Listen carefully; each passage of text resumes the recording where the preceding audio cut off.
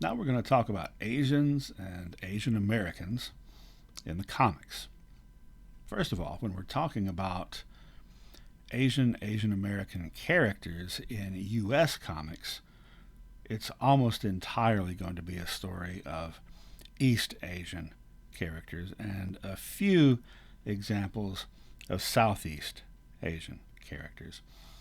South Asia is a big place with a lot of people, but has not been that well represented in American comic books. Let's take a look at some Indian characters, specifically Indian superheroes, of which there have not been a whole lot in U.S. comic books. The first was Celsius in 1977 from DC Comics. She was a member of the Doom Patrol, and then she was the first Indian character probably in DC Comics, definitely the first Indian hero, and pretty much was the only one just about anywhere in mainstream comics in the United States until the 1990s, when the characters of Maya and Rama were added by DC Comics, and Time Slip at Marvel. Time Slip was a member of the New Warriors. Maya, I think, was in the Justice League, and then later from DC, you had a character in 2010, Solstice, a new member of the Teen Titans. The X-Men added an Indian American character, Thunderbird. The original Thunderbird, as we'll see, was American Indian, and the replacement Thunderbird was Indian American.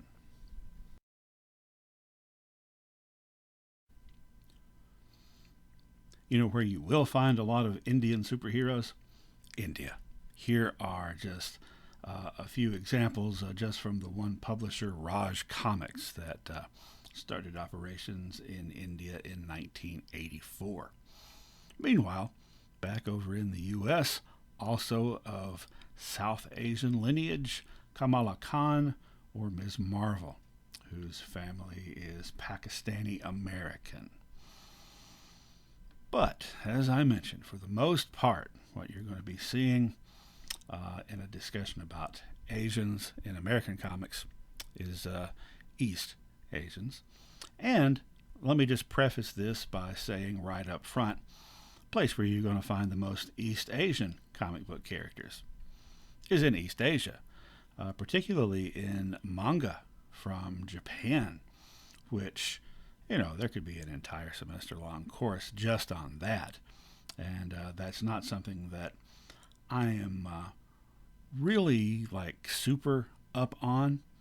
And I'm not really going to be talking about the development of the art form in Japan, but I will talk a little bit about how that got translated, literally, to American audiences and American comics.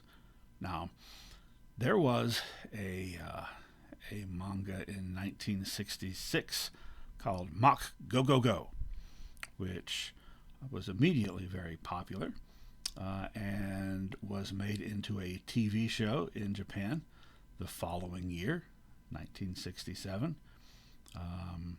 And there was a deal with some American producers who wanted to get in on the ground floor and try to be on the ground floor of introducing this cultural representation to the United States. So as the shows were coming out in Japan, they were translated and dubbed into English. And in 1967, 1968, 54 episodes were released in the U.S. where it was called Speed Racer, about a race car driver and his girlfriend and his the pet monkey and his mysterious competitor, or is he a competitor, Racer X. That was Americans' first exposure to this art style and to anything that had come from the pages really of Japanese comic books, and it was the only exposure most Americans would have for a long time. Now, I was born July 1968, so I missed out on that. But 10 years later, it was shown in syndication in 1978 for several years thereafter. So in the afternoons when I got home from school, I used to I used to watch this, and this was the only anime that I saw until the mid 1980s. It really wasn't a thing in the U.S.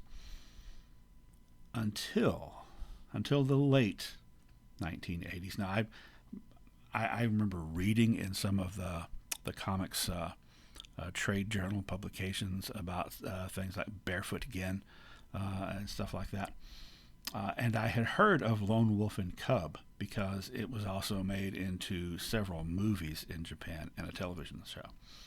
But the real large scale introduction of manga to American audiences came when some of those famous series were translated. Okay, Lone Wolf and Cub was released in the United States by First Comics. It had come out in Japan starting in 1970 and been enormously popular.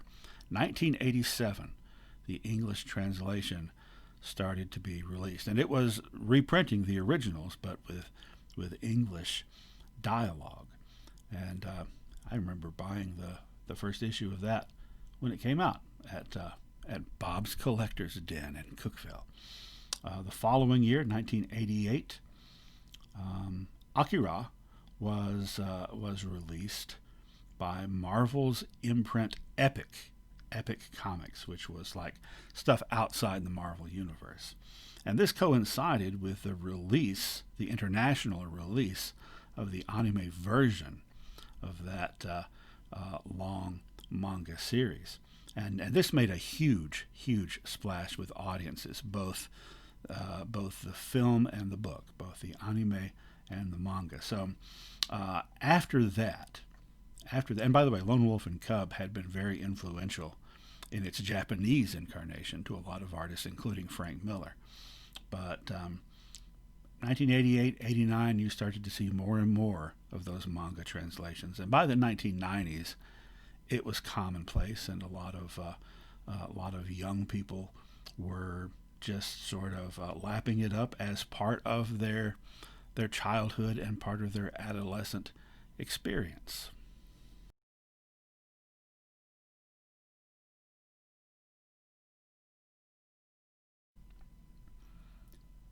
But if you're talking about Asian representation in American comics and you go back to the beginning, it gets pretty ugly pretty fast. We kind of covered this earlier when we were talking about the birth of comics. There was this trope, the yellow peril trope, that was best personified by the Sax Rohmer character Dr. Fu Manchu, who was first a series of novels that Sax Rohmer wrote that were made later into movies, and made its way. The character made his way into comic strips and comic books. Not only the character, but a whole lot of copies of the character. I mean, an endless number of malevolent, diabolical, megalomaniacal would-be world conquerors who are extraordinarily sophisticated and sort of effete, and extraordinarily dangerous and untrustworthy. Sort of all the negative stereotypes of China that had been articulated in the West for, at this point, well over a century. We've talked a lot about detective comics. Here, you can get an actual look at the first issue of Detective Comics, 1937, and you can see easily who is being presented as the arch diabolical type of of a villain. Now that's not actually Fu Manchu. There were actually a couple of different Yellow Peril villains in just that first issue alone, and then later Fu Manchu shows up himself in later issues, and then he has his own comic book. Also, Yellow Claw, we've talked about several times, which was also a novel by Sax Rohmer. Ming the Merciless from the comic strips, who isn't Asian at all. He's from another planet, the planet Manga, but clearly is being presented as a Yellow Peril stereotype from his name to his features. And also in the comic strips from Terry and the Pirates, you had the female version of this trope, Dragon Lady, which was her actual name, but as we discussed before, became kind of a catch-all term for the female version of the Yellow Peril, which had all the other things, the duplicity, the scheming and malevolence, but in addition was hyper-sexualized.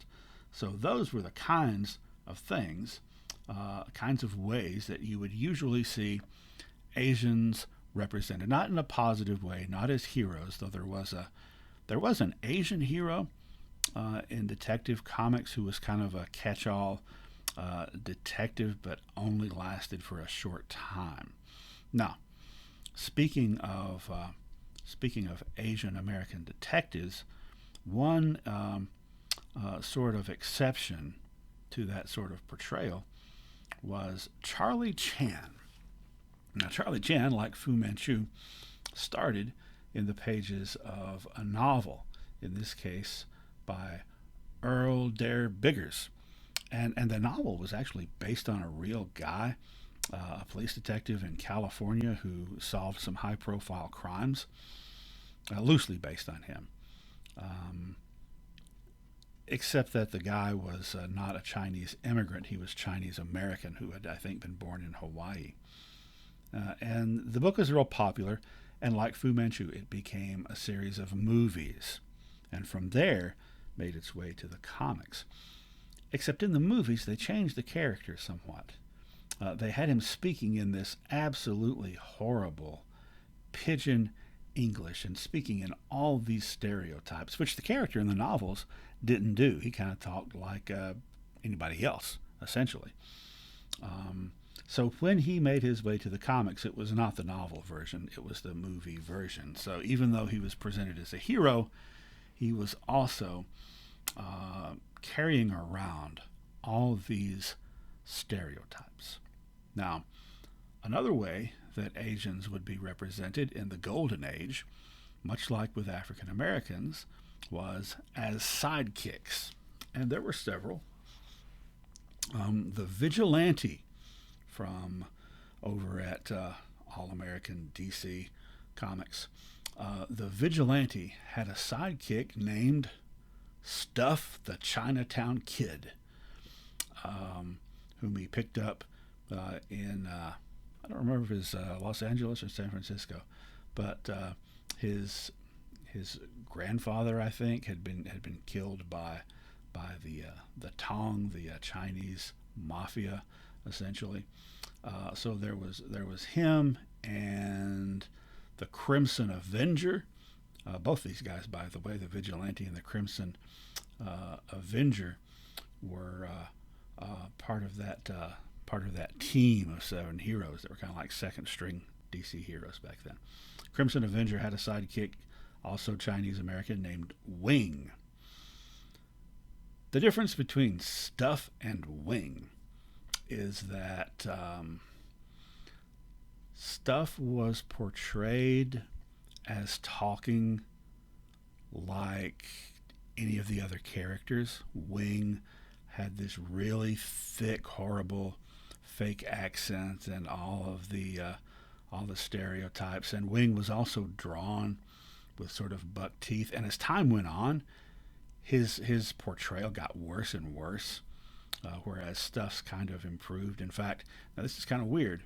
With Stuff, the Chinatown Kid, sometimes they colored him yellow or orange like they were doing the other Asian characters, and sometimes they colored him the same as the Caucasian characters.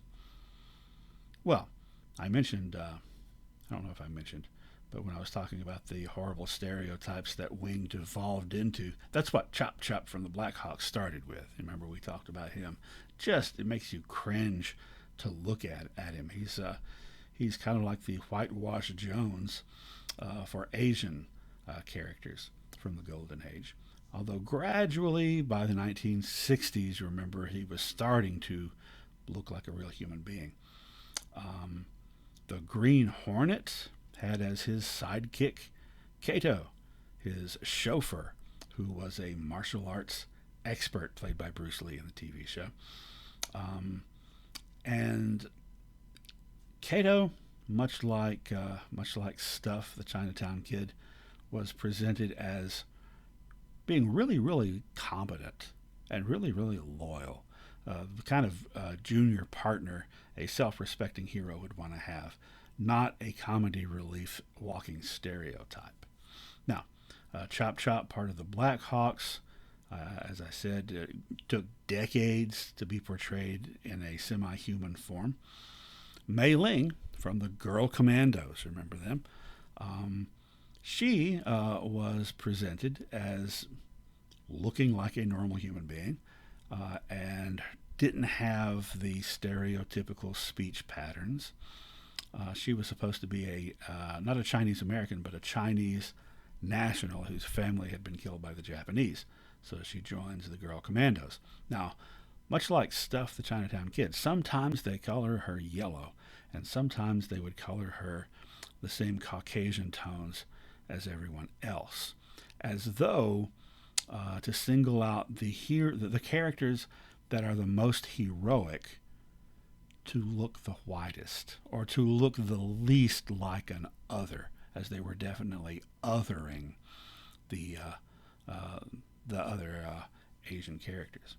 Finally, I want to mention this character, a Pacific Islander character named South Sea Girl, who appeared in Seven Seas comics.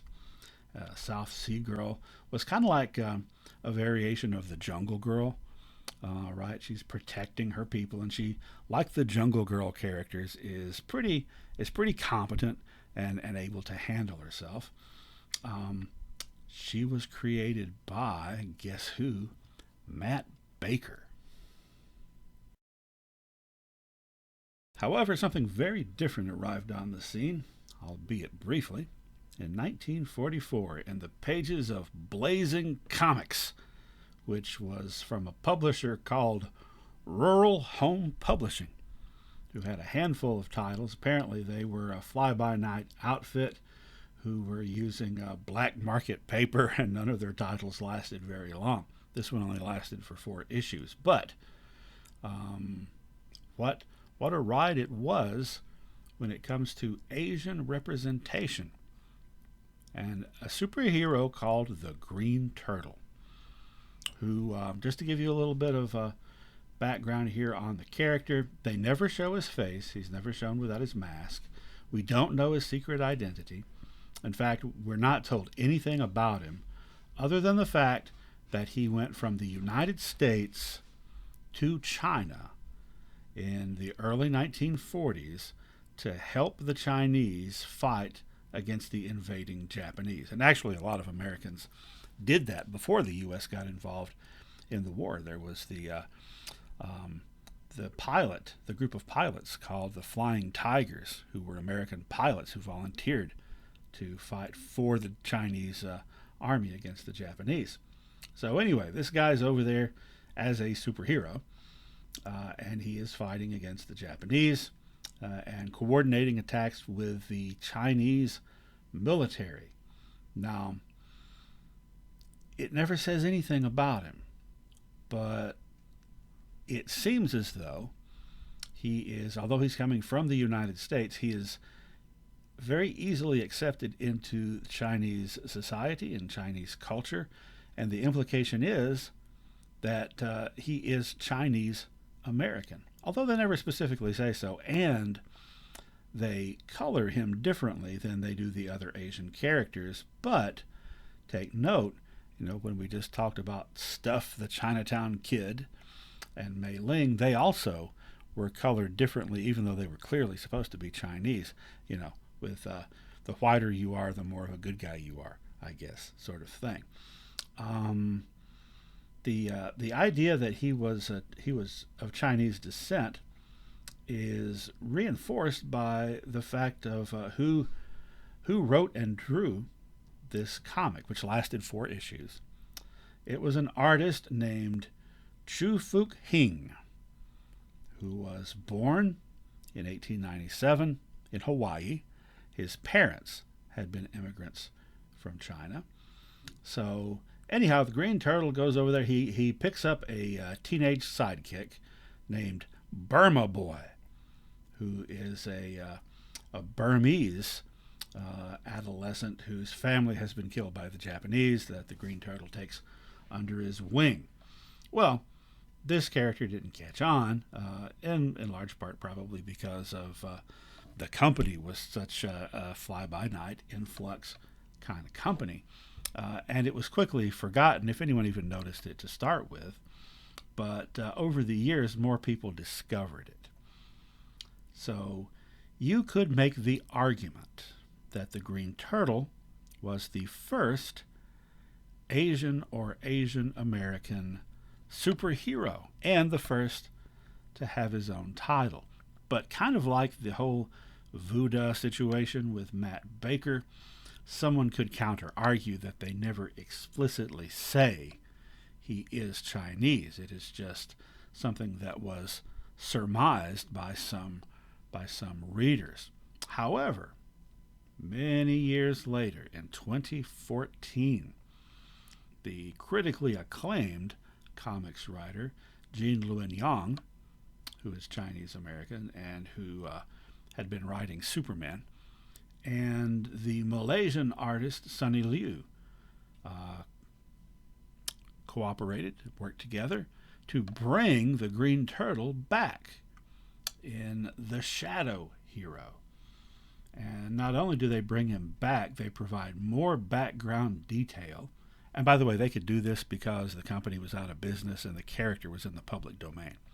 So in the Yang Liu version of the 21st century, they clearly specify that, yes, the Green Turtle is, in fact, Chinese American, and that he lives in Chinatown. I'm not sure which city. I think it was Los Angeles. But anyhow, so that was a big success, and it brought a lot of attention to the original character. So that's a bright spot, both in the 1940s and more recently, but especially in the 1940s, because I really feel like if you stack all the evidence up, this guy was Chinese American. He had gone back to China, or gone to China, where his parents came from, to help fight against the Japanese. There's no reason to think that's not the intent of Chu Hing. There is reason to think that maybe the publisher didn't want to explicitly say so for fear of backlash, racist backlash, and repercussions that were financial, which, as we know, they couldn't stand a whole lot of because they were living on the edge as it was. All right, well, in the pages of the Green Turtle, the Chinese characters were represented in a very favorable light, but the Japanese characters obviously were not, and they also had some of the stereotypes attached with them that were common at the time, even on propaganda posters from the U.S. government. And that is, in fact, the norm during World War II for the Japanese. It was just absolutely horrible the way that they were represented, the way they were dehumanized. And what's interesting is that in the 1930s, Chinese people, if they showed up at all, were insidious villains.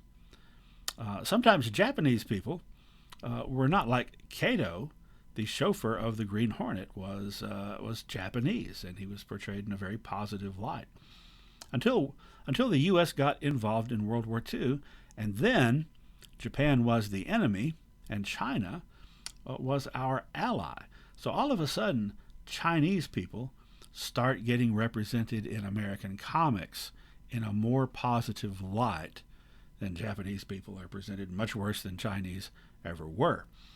In fact, remember I mentioned Fu Manchu and the fact that there were movies made about him? Well, in the early 1940s, the U.S. War Department actually sent a communique to these movie producers that had a successful series of Fu Manchu movies and were about to make a new one, strongly requesting that out of their patriotic duty, they not make any more Fu Manchu movies because the Chinese are our allies and we don't want to offend them. Now, once World War II was over and the Chinese Civil War became the Chinese Revolution, and China then became a communist state, thereby becoming the U.S.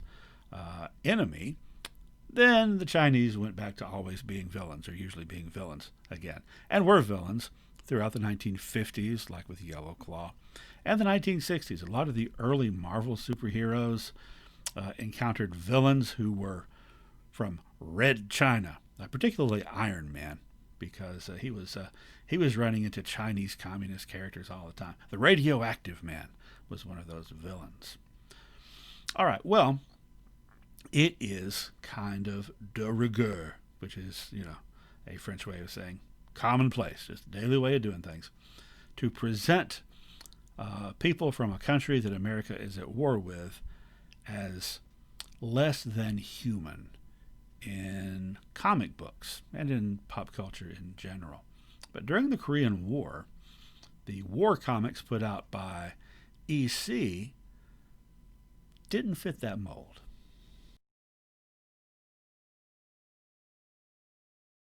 Harvey Kurtzman edited all and wrote most of the stories in EC's war comics, Two-Fisted Tales and Frontline Combat, and he didn't like to sugarcoat combat. He didn't like to romanticize war. And we've talked about some of the storylines that came up regarding race.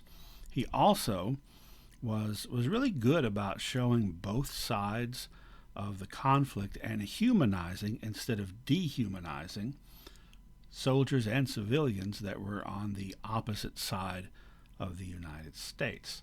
And so here are just 3 examples out of many I could have used that pertain to Asian representation. There was a story called Dying City, in which this elderly man who lives in a city in Korea that's been bombed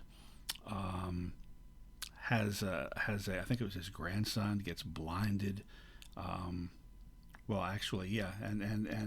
And gets bitter and starts to support the North Koreans because he hates the Americans, and it ends badly for him. But the whole point is that this city near the border of North and South Korea just takes a pounding from everybody, and it's just a tragic sort of existence. Then there was a story called Atom Bomb that appeared it was really, really rare we're talking only 7, 8 years after the dropping of the atomic bombs in Japan, for a comic book to deal with the repercussions of that from the perspective of the Japanese citizens of the city of Nagasaki. And the story is about a Japanese soldier who, as the war is drawing near to its end, gets captured by the Russians, which is something that was starting to happen, and is away in this prisoner of war camp, and his family misses him and hope he can get back home. And he gets letters from them every once in a while, and he wishes he was back home with his family where it was safe, but his family lives in Nagasaki, so of course he finds out that they weren't safe at all. And then probably the most famous of the EC war stories, Corpse on the Imjin, which was a river in Korea. And this is drawn, I'm pretty sure, by Jack Davis, and written by Harvey Kurtzman. And essentially the story starts with this American soldier sitting on a riverbank watching dead bodies float by and just kind of reflecting on the fact that that the same fate awaits us all. And then as he's doing that, he gets attacked by an enemy soldier. And we don't know if that soldier is North Korean or Chinese. But they're struggling, a life and death struggle, which finally goes the way of the American GI, and he kills his enemy, who then topples into the river and becomes just another body floating down the river. And the soldier realizes that it's all kind of meaningless, that it could have been him, that we all want to live, and that we are all going to die.